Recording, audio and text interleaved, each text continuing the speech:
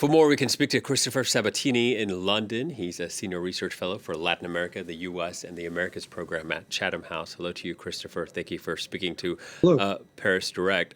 First of all, is this the right strategy by the opposition? They say they won last year's presidential election. Evidence suggests they did. Why should they sit out this poll? Would it not put more pressure on Maduro if they ran again?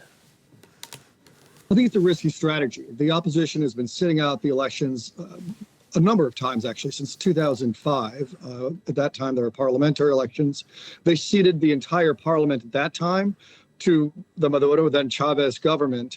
I can understand why they wouldn't want to participate after the election, as you mentioned, was stolen from them July 28th last year. By all accounts, the UN and the Carter Center all said that it was a fraudulent election. So it's difficult for them to justify going to their voters to turn out in the elections.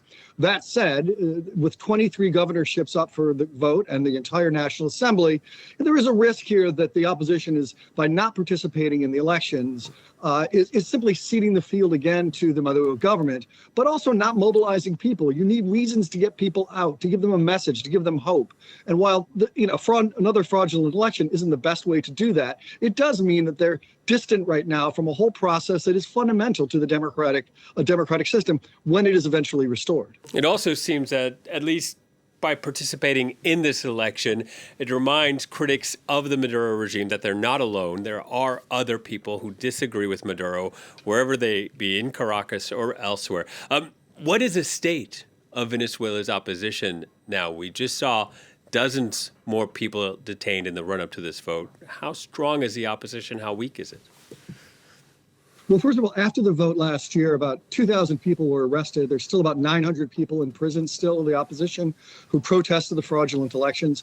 Right now, the opposition is mostly unified behind Maria Corina Machado, who you saw speak in that opening segment. But there are a few opposition leaders who are competing. A smaller opposition party called Un Nuevo Tiempo is contesting actually to try to get reelected in Zulia State, one of the most important states in Venezuela.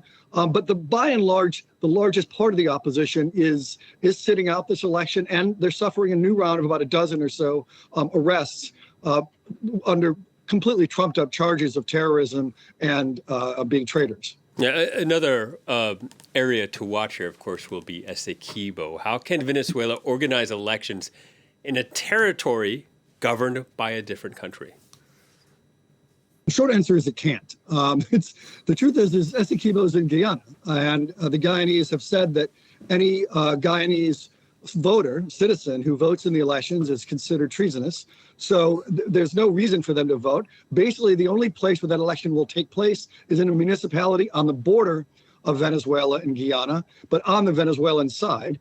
And that's it. So it's really a very symbolic, rather clumsy effort, actually, to try to stoke nationalism within Venezuela and, again, discredit the opposition. Because the one thing the opposition and the government do agree on is that they believe that this Essequibo region should be part of Venezuela. It is not. It's currently in the International Court of Justice for resolution of the border. But for now, at least, the government is trying to ramp up these claims to the territory, again, in part because it's a historic claim that they've had, but also now they've recently discovered massive amounts of oil just across the border. And as the Venezuelan government now is struggling economically, it sort of sees this as a potential bonanza for its coffers. Yeah, you say the government and the opposition are united in wanting Essequibo. Do they agree on why? Are they both interested in it because of the economic interest, or is it more the historical interest, or is there a nuance that you can provide for us?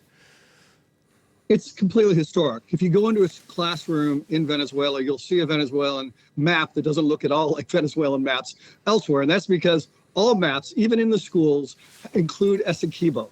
So it's really sort of ingrained in the Venezuelan sort of culture, political culture, and sense of identity. What I think the opposition doesn't agree with is the idea that this could be invaded or seized, as well as these elections. And again, this is an attempt by the government to demonstrate the opposition is somehow not nationalistic enough, doesn't believe in the historic claims. But even with opposition leaders, if you talk about Essequibo, they will maintain the claim that should have been part of Venezuelan territory when the International Court of Justice ruled on it over a century ago. Marco Rubio expressing, the U.S. Secretary said, expressing concern after these recent detentions of the opposition members. I believe that was on earlier this week, just several days ago, about 70 people, including one of the opposition leaders, Guanipa. How do you think the Trump administration will handle relations with Caracas moving forward? It's a very delicate issue. You've got two factions within the Trump administration. You have Marco Rubio, who is the son of Cuban exiles, and for many Cuban exiles, basically Venezuela is an extension of the Cuban Castro regime, and certainly Venezuelan oil helped keep the Castro regime afloat in the early 2000s. So he's very pro-sanctions, very pro-isolation, and a hardline policy, hoping for regime change in Venezuela.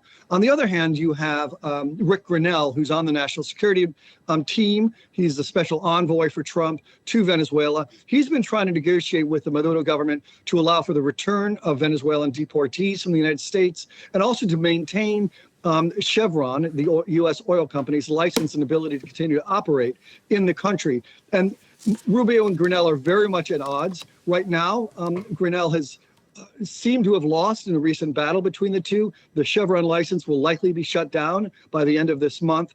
But it is a very difficult policy right now, because on the one hand, you have a hardline policy, another one that is trying to cater to U.S. economic interests, as well as secure the release of about 6 or so U.S. citizens that are currently being held in Venezuela.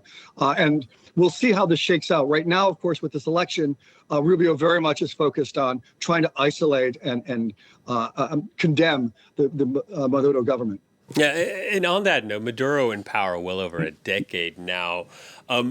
We have, a lot of history. We see what his track record is in regards to human rights, in regards to the economy, many other topics, dissent as well.